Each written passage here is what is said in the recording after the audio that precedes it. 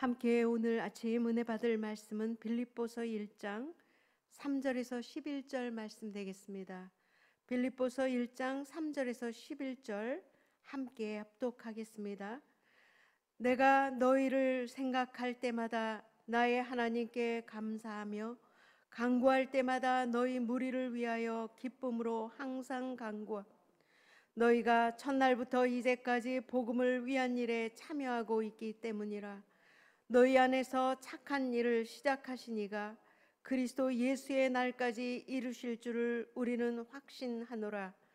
내가 너희 무리를 위하여 이와 같이 생각하는 것이 마땅하니 이는 너희가 내 마음에 있음이며 나의 맹임과 복음을 변명함과 확정함에 너희가 다 나와 함께 은혜에 참여한 자가 됨이라. 내가 예수 그리스도의 심장으로 너희 무리를 얼마나 사모하는지 하나님이 내 증인이시라. 내가 기도하노라. 너희 사랑을 지식과 모든 총명으로 점점 더 풍성하게 하사 너희로 지극히 선한 것을 분별하며 또 진실하여 허물 없이 그리스도의 날까지 이르고 예수 그리스도로 말미암아 의의 열매가 가득하여 하나님의 영광과 찬송이 되기를 원하노라. 아멘. 바울은 옥에 갇혀 있습니다. 옥에 갇힌 가운데 빌립보 성도들의 소식을 들었습니다. 항상 그 바울의 마음은 성도들을 향해 있었죠. 그가 전도에서 개척한 이 빌립보 교인들이 신앙 안에서 잘 성장하고 하나의 아름다운 교회를 이루어 나갔는데 최근에 아주 어려움이 찾아왔다는 소식을 들었습니다. 당시 이 빌립보 교회는 아시아 쪽에서 볼 때에는 유럽의 첫 성이라고 사도행전에는 그렇게 기록되어 있죠. 그렇게 유럽으로 나아가는 첫 관문이기도 하기 때문에 굉장히 중요한 그러한 교회적 위치를 갖고 있습니다. 그리고 또한 이 빌립보 교회는 로마가 굉장히 정성을 들인 그러한 도시였습니다. 그래서 로마가 이곳을 점령한 후에 아주 큰 도시를 세우고 그곳에 황제의 큰 신상을 세웠습니다. 당시 이 빌립보에 황제 숭배를 요구받고 있게 되었는데 모든 빌립보에 사는 사람들은 이 거대한 황제의 그 신상 앞에 나와서 절을 하도록 그렇게 요구를 받았습니다. 강요를 받은 것이죠. 그런데 이때에 그 빌립보에 사는 유대인들만이 이 국가적인 이 명령에서 면제될 수 있는 백성이 됐어요. 모든 전 세계가 다 유대인들은 한 하나님만 섬긴다는 걸 알고 있고 또 유대인들은 지독한 사람이라는 것을 알고 있고 그리고 유대인들은 그 하나님을 위해 목숨을 버릴 수 있는 그런 사람으로 그런 백성들로 모두가 인식하고 있었죠. 그래서 로마도 이 유대인들과 충돌을 원치는 않았기 때문에 유대인들만은 이 황제 상에 황제를 숭배하는 그것에 면제를 시켜주겠다. 이제 그렇게 해서 유대인들은 제외가 됐어요. 빌립보 교회의 교인들은 거의가 이방인들이었습니다. 이방인이지만 기독교인이었죠. 이방인 기독교인들이 주로 이루는 이 빌립보 교회의 교인들이 유대인들이 면제되고 있다라는 이 소식을 들을 때 마음에 유혹이 되었어요. 이제 이 기독교인들은 밖에서 볼 때 유대인들의 한 일파로 보이기 때문에 우리가 유대인이라고 주장을 하면은 이 어려움에서 피할 수 있지 않을까. 우리도 이 유대인의 공동체 속으로 살짝 들어가서 유대인의 일원이 된 것처럼 유대인의 일원인 것처럼 주장해서 우리의 안전을 확보하면 어떨까 유혹이 되어졌어요. 이러한 이제 분분한 이야기들 속에 우리 유대인처럼 행세를 하고 우리도 이 면제를 받자 이러한 분위기들이 퍼져나가고 있었습니다. 이 소식을 옥중에서 들은 바울이 심히 근심이 되었습니다. 그리고 이러한 행동들에 대하여 경노했습니다. 왜 그랬을까요? 이제 막 시작하는 이 기독교인으로서 기독교인의 정체성을 위험에 빠뜨릴 수 있는 상황이 될 수 있기 때문이죠. 또한 그뿐이 아닙니다. 기독교인은 유대인과 다릅니다. 비슷한 것 같지만 절대적으로 다릅니다. 유대인들은 예수 그리스도를 메시아로 인정하지 않았습니다. 그러나 이제 예수 그리스도가 우리의 구세주이시며 하나님께서 그를 이 땅에 보내어 온 세상의 사람들을 구원하시기 위해 이 땅에 오셨고 우리의 죄를 지시고 십자가에 달려 죽으시고 그리고 3일 만에 부활하셔서 하나님 우편에 앉아 계시다. 이 짧은 예수 그리스도가 이 땅에 오셔서 그리고 우리를 위해 십자가에 우리의 죄를 위해 십자가에 달려 돌아가시고 그뿐만이 아니라 부활하신 하나님의 아들이시며 우리의 신이시고 우리의 하나님 되심을 고백하는 이 고백은 짧지만 강력한 복음의 메시지였습니다. 이것은 유대인과 완전히 다름을 나타내는, 완전히 유대인과 또한 분리되어지는 그러한 기독교인으로서, 그리스도를 따르는 사람으로서 복음을 선포하는 그러한 기독교인들의 정체성을 나타내는 그런 아주 강력한 복음의 메시지입니다. 그런데 이것을 살짝 뒤에다 두고 무시하고 그리고 내가 그냥 이 지금 현재의 위험, 현재의 어려움을 면하기 위해 잠깐의 이 안전을 위해 유대인처럼 행사한다는 것, 이것은 교회의 위기를 빠뜨리는 것입니다. 예수님이 구원주로 십자가를 지신 이 사건을 무효화시킬 수 있는 행위였습니다. 교회의 위기가 온 것입니다. 항상 우리의 교회사 이 역사 속에서 보면 이러한 위험에 직면할 때가 있는 것을 보게 되었습니다. 그때마다 어떤 부류들은 적당히 타협하며 적당히 어려움을 넘기려는 유혹에 빠져 교회에서 떠나는 일이 종종 있어 왔습니다. 바울은 이 황제 숭배와 관련된 박해를 피하려는 알량한 계책에 대하여 강하게 경고하며 참 할례와 하나님의 시민권의 의미를 깨닫게 하도록 이 빌립보서를 쓰기 시작을 했습니다. 이 편지를 써서 빌립보 교인들에게 보내어 교인들을 경고할 뿐만 아니라 권면하고 그들을 위로하고 그들을 다시 바로 세우게 하는 그러한 서신인 것을 보게 되어집니다. 이 서신에서 우리는 바울이 본질을 파악하도록 도와주고 있는 것을 보게 되어집니다. 항상 우리는 이 세상 가운데 살아가며 기독교인으로 살아가며 동시에 이 땅의 시민으로 살아갑니다. 우리는 한국인이며 동시에 우리 모두는 기독교인입니다. 하늘의 시민권을 가졌고 또한 동시에 땅의 시민권을 가진 사람들입니다. 한국인으로 이 땅에 살아가지만 우리 모두는 하늘의 시민권자로서 하늘에 속한 자로 우리가 기독교인의 이 신앙을 지키며 이 땅에서의 삶을 살아가는 줄 믿습니다. 아멘. 이미 우리를 하늘의 시민으로 변화시킨 하나님은 이 땅에서도 그의 합당한 모습으로 살기를 원하시며 그 모습을 지켜나가는 것이 우리의 참 신앙의 모습이라는 것을 우리에게 가르쳐주고 있는 줄로 믿습니다. 빌립보서 전체의 메시지는 바로 어떻게 이 땅에서 하늘의 시민권을 가진 사람으로 하나님의 자녀답게 살 수 있는가를 우리에게 알려주는 그러한 바울의 서신입니다. 오늘 이 말씀들을 통하여 하나하나 깨달아 나가며 우리가 이 땅에서의 유혹들, 또 이 빌립보 성도들이 겪은 이 유혹이 그들만 겪은 것이겠습니까? 오늘도 지금 우리는 끊임없이 이 유혹을 겪고 있습니다. 적당히 타협하도록 하는 유혹을 겪고 있습니다. 오늘 이 코로나19의 이러한 상황 속에 얼마나 우리가 두려움에 떨고 얼마나 힘든 상황을 우리가 헤쳐나가고 있는지 모릅니다. 그러한 상황 속에 교회는 무엇이며 우리가 또한 성도로서 모인다는 것은 무엇이며 우리가 매주 주일 예배를 드린다는 것은 무엇이며 함께 모여야 할 의미는 무엇인가? 모여 예배를 해야 하는데 모이지 말라라는 것이 지금 우리가 당면한 과제입니다.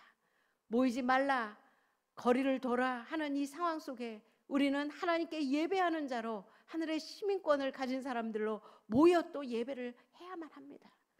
오늘 우리가 이 상황 속에 우리가 타협하지 않으며 또한 이 사회에 어려움을 주지 않으며 또 이 땅에서의 삶을 사는데 많은 사람들에게 질타를 받지 않으면서도 하나님의 영광을 위하여 사는 자의 모습을 찾아나가며 지혜롭게 그러나 믿음으로 담대하게 우리의 신앙을 지킬 것을 요구받고 있습니다. 오늘 먼저 이 말씀 속에서 바울은 두 가지를 이야기하는데 바울은 먼저 이들과 바울의 관계가 얼마나 아름다운 관계인가를 말씀해 주고 있습니다.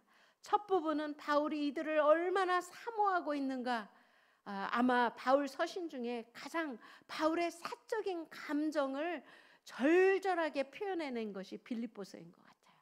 다른 곳에서는 바울이 사도로서 또한 좀 거리를 두면서 이 성도들에게 이야기를 한다면 이 빌립보서의 말씀들은 애정이 넘칩니다. 바울의 그 사랑이 넘칩니다. 이 빌립보 교인들을 얼마나 사랑하고 있는지를 한 구절 한 구절에 넘치도록 그렇게 표현하고 있는 것을 보게 되어집니다. 바울은요, 이 성도들과 깊은 사랑을 나눠요. 근데 그 사랑을 빌립보서에서는 우정으로 표현을 합니다. 친구 같은 그러한 모습으로 친구 사이에 있는 깊은 애정으로 표현을 합니다. 그래서 3절에도 7절에도 생각하며라는 단어를 쓰고 있습니다. 두 번이나 반복해서 이야기를 합니다. 생각하며 또 우리가 여기 8절에 보면 내가 예수 그리스도의 심장으로 너희 무리를 얼마나 사모하는지 하나님이 내 증인이시라, 이렇게 표현을 해요. 예수 그리스도의 심장으로, 자신의 마음으로만 표현하는 게 아니라 우리 모두가 사모하고 사랑하는 그리스도의 심장으로 내가 너희를 얼마나 사모하는지를 너희가 알기를 원한다. 그리스도 예수의 심장으로 모두를 아주 사모하고 있다. 이러한 표현을 7절에 8절에 4장 1절에 계속해서 표현을 합니다. 1절과 8절에 너희를 생각할 때마다 예수 그리스도의 심장으로 너희 무리를 얼마나 사모하는지. 당시에 문화에서 우정은 최고의 사랑의 표현이었어요. 지금은 뭐 이성 간의 사랑이 최고인 것처럼 얘기하지만 그것을 넘어선 이 친구로서의 우정을 가장 숭고한 가치로 여기는 그러한 사회였습니다. 그러한 문화였습니다. 이 우정, 깊은 애정을 가지고 나 아닌 타인과 뜻을 같이 하고 함께 나누고 서로 돕는 것, 이것은 얼마나 아름다운 일인가. 이것을 표현한 시들이 참 많았습니다. 고대의 시인들 중에. 바울은 그것을 빌려서 사도인 바울이 그가 세운 이 교회와 그가 그토록 사랑하는 이 성도들 간의 이 관계가 어떠한 관계인가를 나타내고 있습니다. 그래서 모든 면에 서로 사모하고 서로 닮으려고 노력하고 서로 주려고 노력하고 서로 배려하고 서로 섬기고 늘 서로를 생각하는 그러한 사랑으로 표현되어져 있습니다. 그런데 이렇게 사랑하고 이렇게 사모하는 근거가 어디 있습니까? 바울은 그 근거를 찾는 거예요. 이렇게 너와 너희들과 내가 이런 사랑을 하고 이렇게 사모하는 관계인 것을 알지. 내가 너희를 얼마나 사랑하는지 알지. 그런데 이 사랑의 근거가 단만 한낱 개인의 감정에서 나오고 그저 바울의 그 철철 흘러넘치는 감정에서 나온 것이 아니라 그 근거가 어디냐?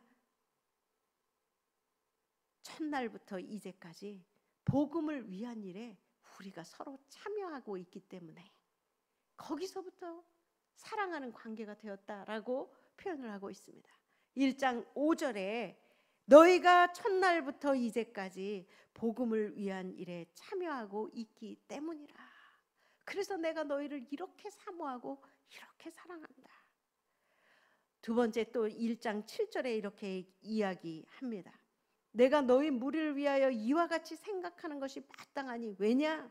이는 너희가 내 마음에 있으며 나의 매임과 복음을 변명하며 확정하며 너희가 다 나와 함께 은혜에 참여한 자가 됨이라.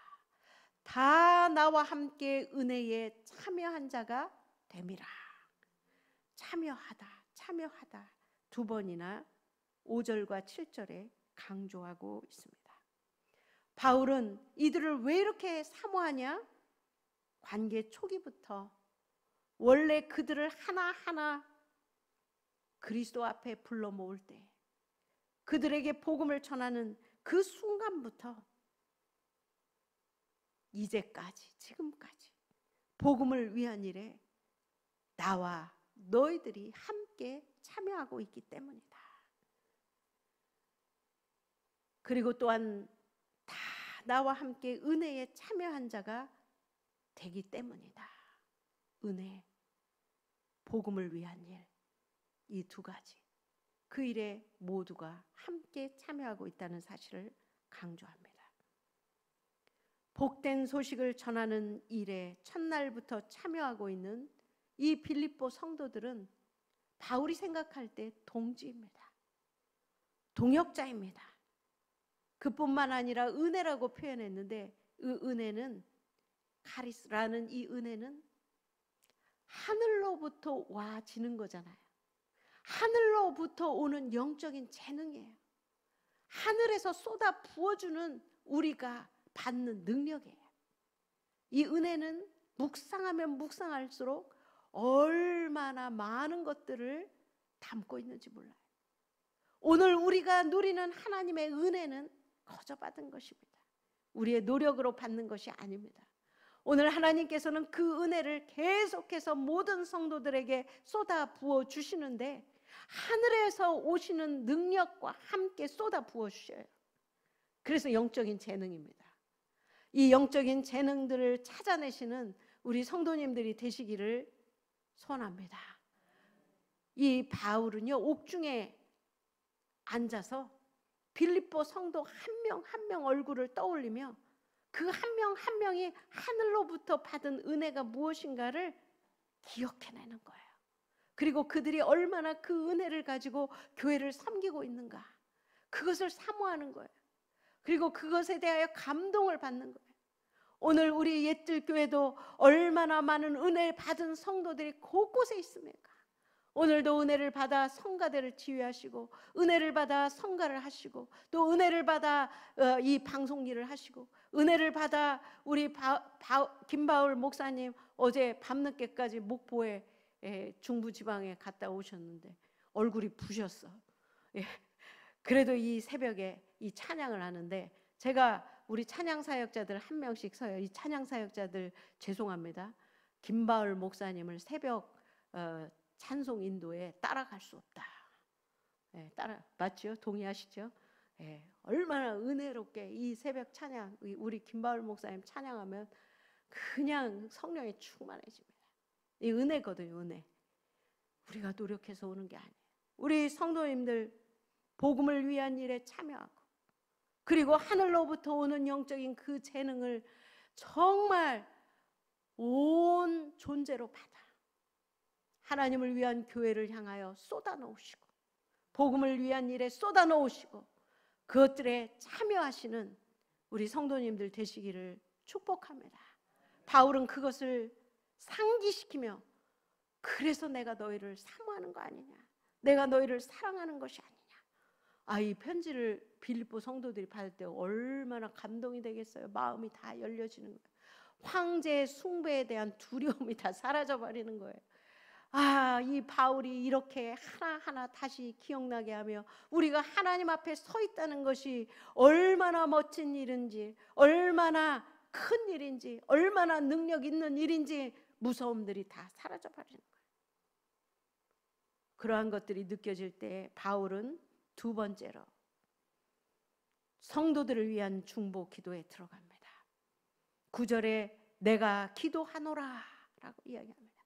내가 기도하노라. 할렐루야. 저는 이 말씀이 그렇게 은혜가 됩니다. 목사로서의 또 이 말씀을 읽을 때 은혜가 되어줍니다. 내가 성도들을 위해 한 분 한 분을 위해 중보할 때 바울 사도와 같은 심정으로 내가 중보를 해야겠구나. 이 마음이 제 마음에서부터 솟구쳐 올라옵니다. 바울이 이들을 얼마나 사랑하며 이렇게 사모하며 이들을 생각하며 그의 온 마음으로 끌어안고 그리고 그렇게 선포하는 거야. 내가 기도하노라. 성도들을 위해 기도하노라.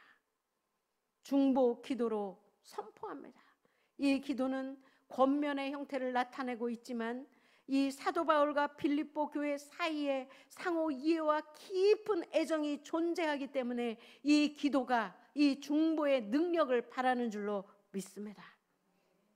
이 관계가 서로 상대방의 필요한 것들을 채워줘요. 빌립보 교인들은 이 어려운 중에도 사도 바울의 옥바라지를 했어요. 옥중에 사는 삶을 살피고 그리고 에바브로디도를 보내어 먹을 것과 또한 입을 것들을 다 싸서 자기들의 목회자 에바브로디도를 통해서 바울을 섬겼습니다. 바울은 이 물질의 섬기를 받았어요. 재정적인 후원을 받았어요. 빌립보 교인들의 그 사랑이 가득 담긴 물건들을 받고 그리고 바울은 이제 영적인 선물을 그들에게 줍니다. 상호 간에 오고 가는 것이 있는 거예요. 상호 간에 서로의 필요한 것들을 채워주며 하나님께 더욱 기도로 나아가게 하는 아름다운 바울 사도와 빌립보 교인들의 모습을 우리가 볼 수 있습니다. 중보 기도는 믿는 사람들, 이 신앙인들의 교제들 속에서 이루어지는 사랑의 기본적인 반응이라는 사실을 깨닫는 저와 여러분들이 되시기를 축복합니다. 아멘. 그래서 목사는 성도들을 위해 중보하고요. 또한 성도들은 목사들을 위하여 중보하며 기도하고요. 또한 성도들은 서로들을 위해 중보하며 기도합니다. 사랑의 반응들입니다. 바울은 이 중보 기도의 내용을 세 가지로 이야기합니다. 첫째는 풍성한 사랑에 대한 기도를 합니다. 너희 사랑을 지식과 모든 총명으로 점점 더 풍성하게 하사 점점 더 풍요롭게 하시기를 원하는 사랑이 더욱더 커지기를 간구하였습니다. 두 번째는 너희로 지극히 선한 것을 분별하도록, 지극히 선한 일들을 분별하도록, 하나님의 속한 것을 분별해내도록. 모든 것이 이 땅에 사는 삶 속에는 혼재되어져 있습니다. 우리가 분별의 능력을 받아야 됩니다. 분별해야 합니다. 어느 것이 하나님의 뜻을 따르는 것인가 선한 뜻인가 분별해내도록 바울은 중보합니다. 마지막 세 번째로는 진실하여 허물 없이 그리스도의 날까지 이르라. 진실하여 허물 없이 사는 것은 무엇입니까? 거룩하게 사는 거예요. 흠이 없이 사는 거예요. 그리고 이러한 삶은 마지막으로 11절에 예수 그리스도로 말미암아 의의 열매가 가득하여 마지막 세 번째에 진실하여 허물 없이 그리스도의 날까지 이르도록 우리가 사는 삶을 실천할 때에는 우리의 속에 의의 열매가 주렁주렁 열리게 될 줄로 믿습니다. 그 의의 열매들을 가득히 담아 마지막 재림하시는 예수님과 함께 하나님 면전에 우리가 쓸 때, 하나님의 존전에 쓸 때 우리가 정말 하나님, 우리가 이렇게 의의 열매를 가득 담아가지고 왔습니다. 고백하는 우리가 되시기를 원합니다. 바로 그럴 때 하나님의 영광과 찬송이 되어지는 우리 한 사람 한 사람이 된다는 것입니다. 우리 존재의 목적이 무엇입니까? 우리의 삶의 존재의 목적은 오늘 우리가 살아도 하나님의 영광을 위하여, 하나님의 찬송이 되기 위하여 오늘 우리가 걸어도, 우리가 일을 해도, 우리가 밥을 먹어도 그렇게 살아야 하는 것입니다. 우리 모두 기독교인들, 신앙인의 삶의 최고의 목표, 하나님께 영광을 돌리고 그를 찬양하는 데 있습니다. 그러한 삶을 살아내시는 우리 모두가 됩시다. 오늘 이 말씀을 붙들고 하루 종일 묵상하시고 깨달으시며 하나님과 교제하시고 또한 서로를 중보하시고 기도하시다가 떠오르는 성도의 이름을 부르며 기도할 때 놀라운 기적을 체험하는 오늘이 되실 줄로 믿습니다. 기도하겠습니다. 좋으신 하나님, 오늘도 이 말씀을 주시고 우리에게 하나님 성령님 찾아오셔서 충만하게 우리의 삶을 채우시고 하나님 우리가 빈곤하지 않도록 도우시며 하나님의 풍성함을 주실 줄 믿습니다. 주님, 오늘도 하나님 이 땅의 삶을 살아가며 하나님 혼돈되고 어려움들이 있습니다. 주여, 우리가 하나님 하늘의 시민임을 기억하게 하여 주시옵소서. 복음을 전파하는 전도자임을 기억하게 하여 주시옵소서. 오늘 또한 하나님의 은혜를 받아 복음에 참여한 자가 되어 중보하는 사람들이 되게 하여 주시옵소서. 말씀이 하나님 우리의 속에서 뿌리를 내리게 하여 주시고 이 말씀을 먹고 이 말씀을 깨닫고 이 말씀대로 행동하며 이 말씀대로 삶을 살아나가는 우리 신앙인들이 되게 하여 주시옵소서. 주님께서 위로하여 주시옵소서. 예수님의 이름으로 기도하옵나이다. 아멘.